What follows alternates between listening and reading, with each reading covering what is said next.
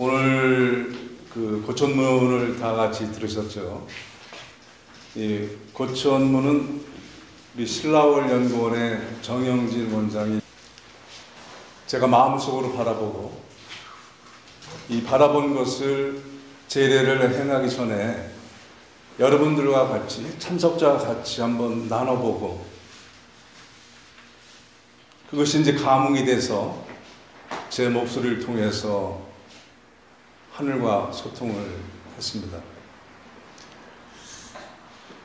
저희가 작년에 여기 있는 우리 그 풍류라고 하는 그 기치를 내걸고 우리가 공통 분모를 가진 분들이 한번 모여서 이제는 이것이 우리 그 진복법사도 얘기했지만은 형상화되는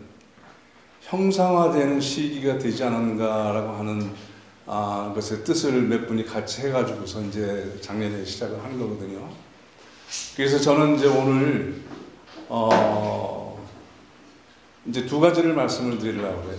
하나는 그 우주론적 입장에서 본 코로나를 어떻게 볼 것인가 여기에 대해서 말씀드리고, 또 하나는 우리가 그 형상화시키는 데 있어서 풍요와 현묘한 도를 형상화시키는 데 있어서 어떻게 인프라를 구성해 갈 것인가. 아주 현묘한 도지만은 현묘한 것이 드러나게 하려면은 인프라가 필요하거든요. 항만이 필요하고 도로가 필요하고 선박이 필요하고 창고가 필요하고 1차선이 필요하고 생산이 필요하고 그러거든요. 서비스가 필요하고. 근데 사실은 우리가 인프라가 구축이 전혀 안 돼 있어요. 그러니까는 이제서 시작이라고 얘기하는데, 시작이라고 해서 우리 그 이도 선생이 얘기하셨지만은 그 파장에 간다고 해서 우리가 도깨비 방망이 두드리듯이 거기서 이렇게 딱 나타난다고 기대를 하면 좋은데, 일단 우리들 입장에서는 끝까지 우리가 인프라를 구축한다는 마음을 가야 된다 그러죠. 도깨비 방망이 들고 가는 건 좋은데 들기 전에는 우리가 그것을 현상화시킬 수 있는 그 인프라를 구축을 해야 된다 이거죠. 기본이 안 되는 것은 여기에 사상누각이라고 하는 것을 너무 잘 알고 있거든요. 그래서 이제 그것을 해나가는 고민 중에 제가 앞으로의 과제입니다. 과제를 어떤 것을 생각하고 있는지 이렇게 두 가지를 말씀드리고 싶습니다. 여기에서 참석하신 분들은 조금 전에 우리 강사님인 진목법사 얘기를 들으셨습니다만은 스승님이라고 하는 분은 국선도를 67년도에 처음으로 세상에 공개하신 청산 선사라고 하는 분이고요. 그리고 그분의 이제 큰 자제로서 장남으로서 지금 이제 그동안에 활발하게 국선도 전파에 대한 그 노력에 경주하고 있고, 또 저도 이제 풍문으로 듣기에는 지금 이러한 그 후천 세대를 위한 준비를 그동안에 꾸준히 해왔고, 거기에 지금 열심히 여러 그 도반들을 모아서 같이 일을 하려고 하는 그 노력을 하고 있다는 얘기를 들었습니다. 오늘 제가 이제 화백정에서 뭐 1000년이라고 했지만은 신라가 끝나고 1000년이지만 사실은 그 화백이 비롯된 것은 2000년이 됐잖아요.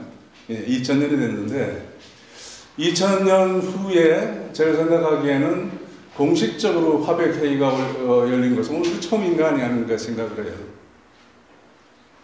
그것은 제가 뭐 짐작으로 하는 것이 아니라 우리 이도 선생한테 그래서 물어봤습니다. 이게 이 빔이, 그러니까는 커스믹 빔이 내려와도 여기에 기도가 안 들어가고 사람들이 와서 참배를 안 하면은 이게 이제 줄어드는 거예요. 그거는 지난 5월달에 우리가 같이 익산에 가서도 같이 얘기를 한 바 있습니다. 그랬더니 이게 여기는 사실 쪼그라든 거예요. 네.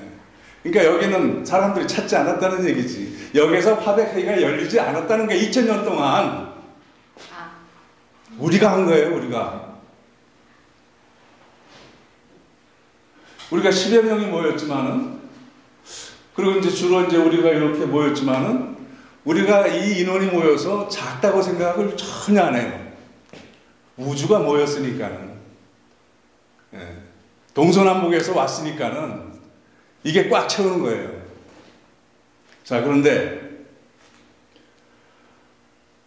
지모법사하고 나하고는 같은 스승을 모시고 같이 배우고 지금까지 왔어요.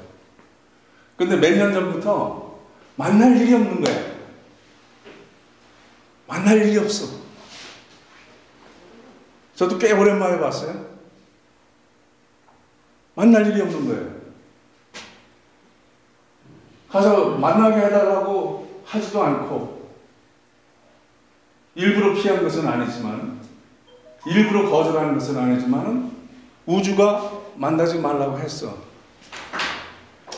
아까 시공을 초월한다고 그랬잖아요. 시공을 초월한다. 지금 우리가 화백회의에 왔기 때문에 시공을 초월해서 만날 수 없는 진목과 내가 만난 거예요. 오늘 이 자리에서. Back to the future. Back to the future 한 거예요. 우리가 어떻게 만나 여기서? 안 돼. 여러분들이 생각하시는 것보다 우리가 만날 수 있는 확률은 없어요. 거의. 그래서 오늘은 진정한 그 화백회의가 2000년 후에 다시 시작했다는 그런 생각으로 저는 그런 마음을 가지게 됩니다. 자, 이제 코로나에 대해서 이것도 진보법사관 얘기의 다른 맥락인데, 제가 이제 82년도에 1982년도 그때 이제 북선도에서는 경기도 광주 무감리에 그때 이제 야외 수련장이라고 하고, 지금으로서 보면 정말 아주 소박한 그 장소를 마련해서 거기서 이제 지도자 교육을 시켰는데, 우리 청산 선사님이 이제 그때 당시에 최고 지도자들을 소집을 했어요. 이제 소집을 했는데, 이제 나중에 가서 하는 일이지만은 이제 교육을 시키는데 마지막에 입산하기 전에 교육을 시킨 거였어요. 84년경에 입산을 하셨는데, 그때 이제 제가 미국에서 공부하다가 와서 3개월 동안 우리 스승님을 모시고 있었어요, 거기에. 근데 이제 그때마다 저녁 때 이제 그렇게 교육생이 많지는 않았었어요. 우리 이제 기존의 최고 지도자들하고 이제 그 전남대학교, 전북대학교 학생, 그리고 직장인들 조금 와가지고 하는 거를 옆에서 도와드렸는데, 그때 하신 말씀이 이제 후천세계 이런 그 현재는 뭐 후천세계에도 그냥 다 이렇게 통하는데, 옛날에 후천세계 하면은 이상한 사람들 취급했으니까는 이 청산 선사님은, 우리 스승님은 그런 거를 가급적 안 쓰셨어요. 그러면서 이제 머지않아 괴질이 돌 것이다. 괴질이. 근데 그 괴질은 혈류병이다. 이렇게 얘기했어요. 이제 그 얘기를 듣고 제가 이제 다시 미국에 가서 공부를 하는데, 86년도부터 에이즈라고 하는 그 단어가 눈에 띄는 거예요. 처음 들어보는 단어였었어요. 약자지만은.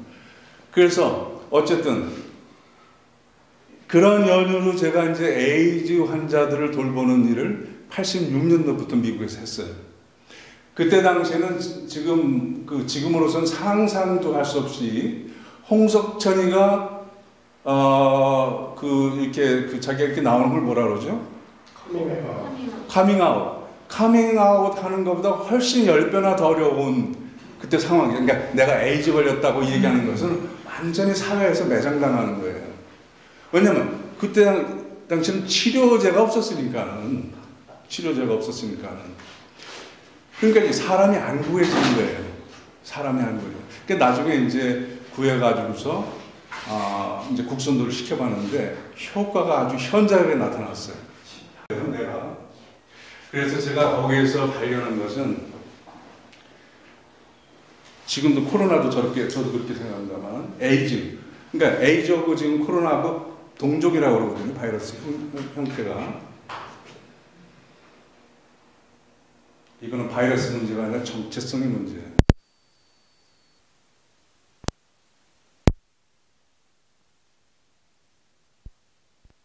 지금 이렇게 어렵게 되고 고사되고 정말 힘들게 살아가는 이유가 뭐예요? 정체성을 잃어버렸기 때문에 그러는 거예요. 미국인인데 미국인 취급을 안 해줘.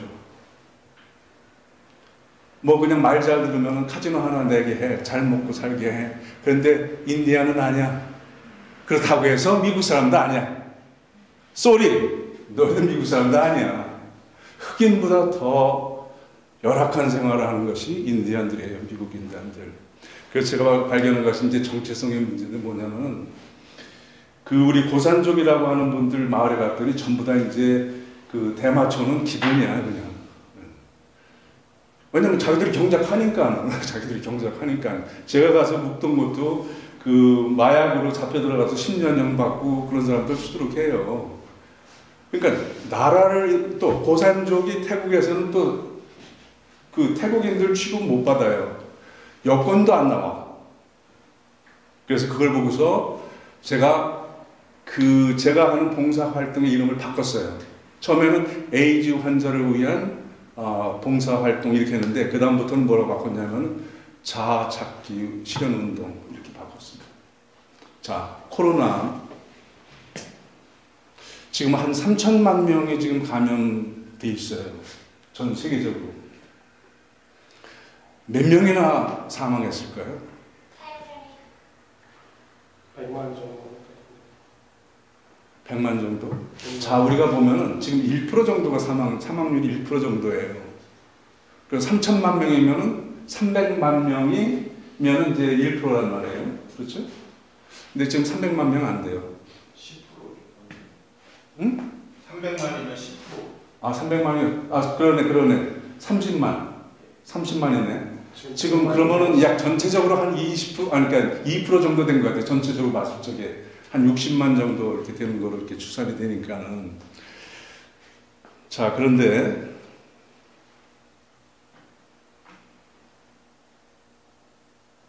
저는 지금 전체 사망률은 대폭 낮아졌다고 생각해요. 사람들이 안 움직여.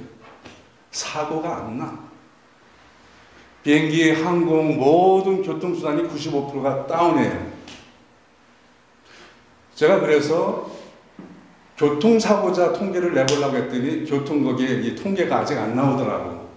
그러니까 교통사고가 얼마나 이게 감소가 됐는지 분명히 교통량이 없으니까 감소가 됐을 거란 말이에요. 그걸 통계를 찾아보려면 경찰청 찾아보니까 통계가 안 나와. 그런데 심각하게 미루는데 사망률은 현저히 낮아졌어요. 절대로 낮아졌어요. 사고율도 낮아졌어요. 그래서 오늘 아침에 우리 같이 오면서 얘기가 제가 하늘이 맑다고 하면서 산업이 죽으니까는 하늘이 산다. 하나가 죽어야 하나가 사는 거예요. 그래서 이 코로나라고 하는 것은 지금 사실 그렇게 치사율이 높지 않아요. 우리가 불편해서 그런 거예요. 그러니까 감염되면은 대문짝만하게 나고 옆에 사람들 뭐 탐문하고 그러니까 불편해서 그렇지 이거는 그렇게 걱정할 거 아니다. 그런데 그래서 제가 코로나라고 하는 것은 우주론 쪽 입장이라고 좀 어려운 말을 썼는데 코로나 바이러스 19잖아요. 코로나가 뭐죠?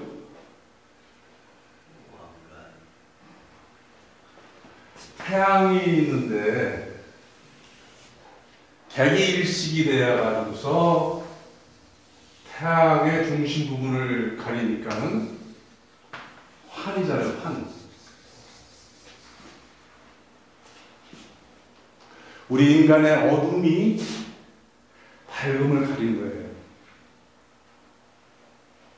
이 어둠이 밝음을 가렸기 때문에 여기서 환이 나온 거예요.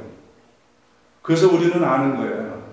이 환이 가져오는 말하자면 부작용, 지금 여러 가지 불편이라든가 사망률이라든가 이런 부작용이 나오는 거예요. 우리는 어둠이 있다는 것을 느낀 거예요. 코로나를 통해서.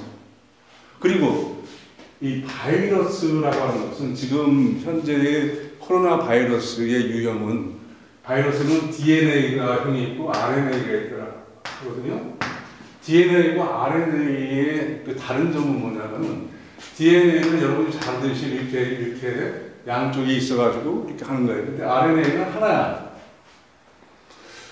우리가 고공에서 이 밧줄 타기를 하는 사람들 보면은 중심을 잡고 나가죠. 지금 RNA는 그런 형태야. 중심을 잡으려고 계속 흔드는 거야. 이러면서 변종이 많이 나오는 거야. 이 DNA 형태는 이게 이미 안정이 돼 있으니까는 변종하지 않아도 돼. 그냥 가는 거예요. RNA는 계속 변종해. 지금 몇 종류나 나오는지 아세요? 우리나라에 유행할 때 3월 달부터 그때 중국, 한국, 이태리 요 세 나라에서 유행할 때 딱 2가지였었어요.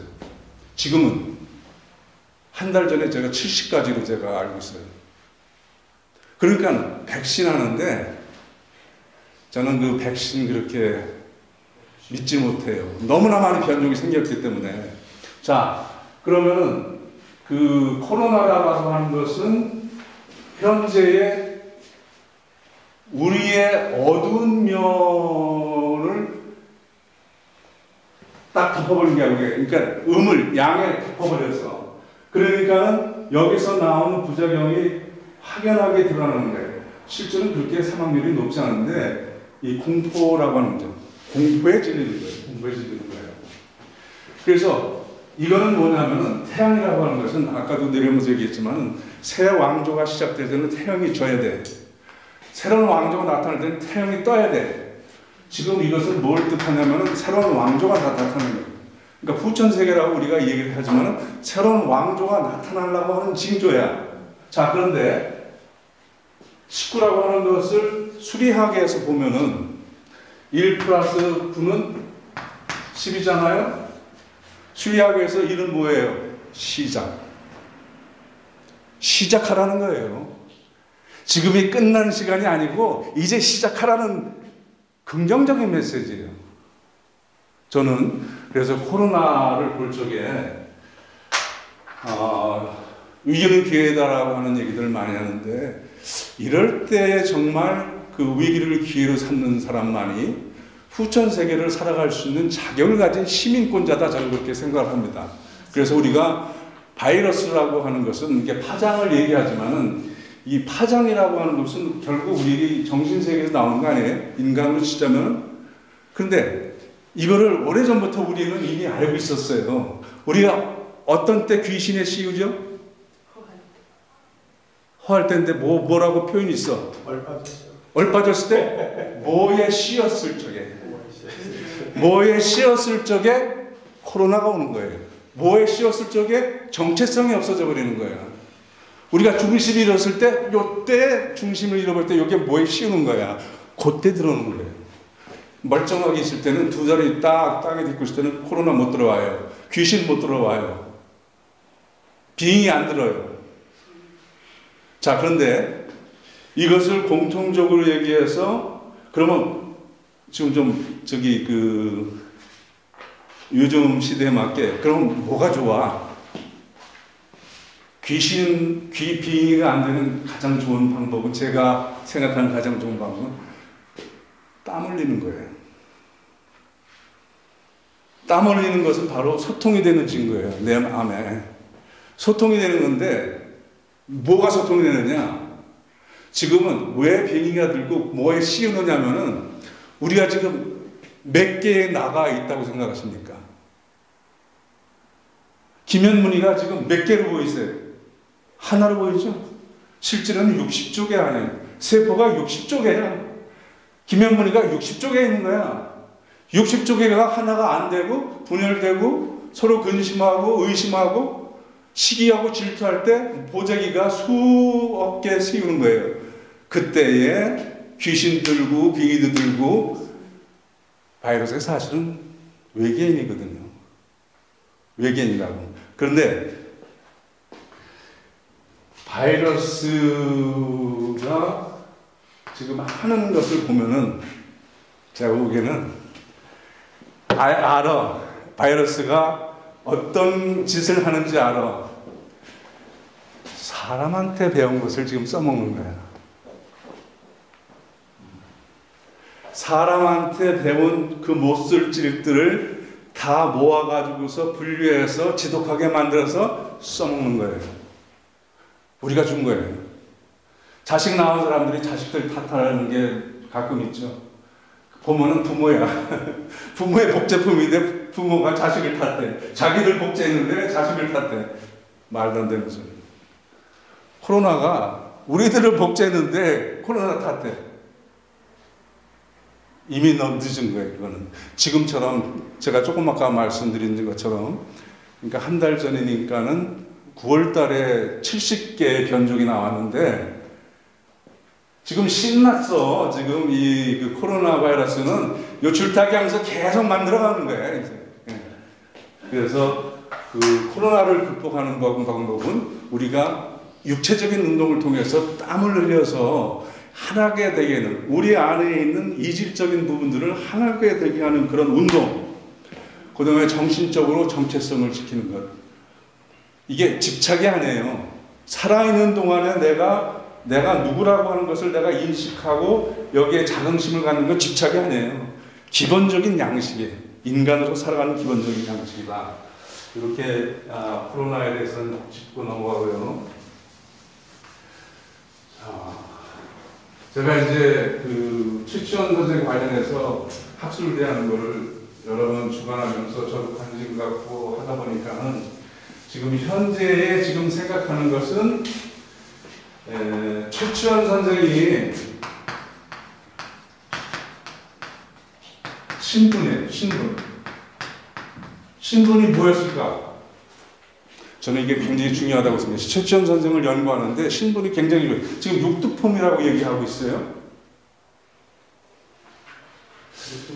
육두품이라고 얘기했는데 그 육두품이라고 하는 신분이 최치원 선생의 삶을 그렇게 비극적으로, 천재를 비극적으로 만들기에는 약간 부족해요.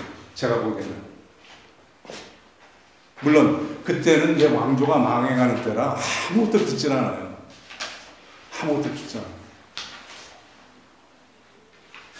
그거는 분명히 있지만 그럼에도 불구하고 최치원 선생이 천재성을 드러낼 수 없었던 것은 이 신분은 신분인데 뭔가 이거를 둘러싸고 있는 다른 제약이 그 저변에 깔려 있다는 생각을 지울 수가 없어요. 그래서 이 신분 문제를 저는 지금 좀 여기 한번 좀 파봐야 되겠다 준비를 하고 있고, 그 다음에는 이 최치원 선생의 상황에 대해서 세 가지예요. 하나는 신발 벗어놓고 신선이 됐다라고 하는 것과, 그 다음에 요거 끝나버려요. 역사는 여기서 끝나버린다고. 그런데 결국 이제 네 가지군요. 제가 이제 우리가 최치원 선생이 한때 그 서령태수, 그러니까 지금 서산의 태수로 지냈다는 기록이 있습니다. 그래서 이제 그쪽에 이제 학자들은 여기서 그쪽으로 왔을 것이다. 여기 신발 벗어놓고 그쪽으로 왔을 것이다. 라고 지금 그렇게 생각을 갖고 있습니다. 그러니까는 말하자면 이주 한 거죠. 자, 그런데 요 두 가지가 지금 논하지는 않았어요. 하나는 자살, 하나는 타살이에요. 그래서 제가 지금 연구하려고 하는 것은 지금 요것에 그냥 머물러 있는데 요게 이제 그나마 서산 지역 학자들이 이제 이것을 발굴하려고 해서 이랬을 가능성이 있다라고 저도 이제 옆에서 어느 정도, 왜냐면 그쪽에 최치원 선생의 흔적이 많이 남아있어요. 당제도 있고. 그런데 지금까지 이 두 가지는 건드리질 못했어요. 특히 저는 타사를 한번 좀 보고 있습니다. 타사를 보고 있는데 이때가 이제 후상국하고 교체되는 시기 아니겠어요? 그래서 사실 이 사촌들은 이미 백제로 이렇게 넘어가 있는 상태라고. 그래서 그 보령의 성주사의 낭해 화성비 같은 경우에는 이 최천 선생의 사촌 동생이 비문을 썼는데 그분 거기는 이미 이제 사상적으로 후백제로 넘어간 상태. 그래서 이제 요거를 보고 있는데 자 이거로 끝나는 게 아니라 이 최천 선생에 대한 그 아까 그 태수로 있었다는 그 기록이 있잖아요. 다른 데는 안 나와요. 다른 데는 안 나오는데 김씨 왕후 제가 이제 지금 그냥 이렇게 말씀을 김씨 왕후전이라는 데서 나와요. 거기서 한번 언급돼. 다른 데는 없어. 근데 그럼 김씨 왕후전이 그럼 어디에 있느냐? 불국사기에 있어요. 그러니까 불국사의 그 사기에 그게 나와요. 불국사기에. 근데 그 불국사기가 지금은 화엄사로 가 있어. 그러니까 그 부분이 이렇게 파가지고 화엄사로 가 있어요. 자, 그런데 여기에서 그럼 그 김씨 왕후라고 하는 사람이 그러면 진짜 왕후냐? 자세히 안 나와. 여기저기 이렇게 해도 안 나오는데 거기만 나와. 그러면 김씨 왕후가 그러면 누구를 지칭하느냐? 제가 지금 추정하기로는 신라 49대 헌강왕이 하루는 사냥을 나가서 야합을 해서 서자를 낳아요. 이 서자를 낳은 그 여인 같아. 제가 추정하기에. 그래서 낳았는데 헌강왕 다음에 그 다음에 누구지? 저기 장강왕. 장강왕이 50대, 그 다음에 진성여왕이 51대, 그 다음에 요 세 사람은 그 경문왕의 아들, 딸들이에요. 근데 52대 효공왕이에요. 효공왕이 헌강왕의 서자예요. 그 헌강왕의 서자인 효공왕에 쌓인 미스터리가 제 생각에는 우리 그 소설가께도 얘기했는데 엄청난 내막이 있는 것 같아. 엄청난. 근데 그 효공왕이 그럼 어디 있느냐? 수호지 바로 옆에 있는 것이 효공왕 능입니다. 제 말씀 여기서 마치죠. 예, 고맙습니다. 시간 잘 맞추시네요. 잘 맞추시네요. 직접 답변하고 있어요. 싶으셨다.